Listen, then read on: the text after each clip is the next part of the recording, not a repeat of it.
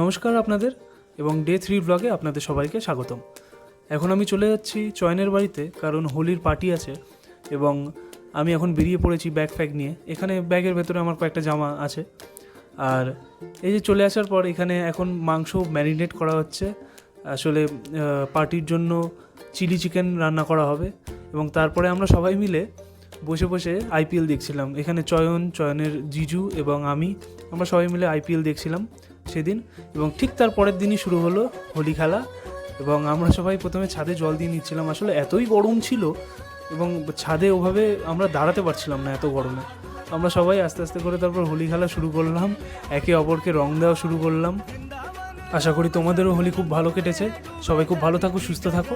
ভিডিওটাকে ভালো লাগলে চ্যানেলটাকে সাবস্ক্রাইব অ্যান্ড ফলো করে দেবে। এটা হলো 100 days 100 blog challenge. Thank you.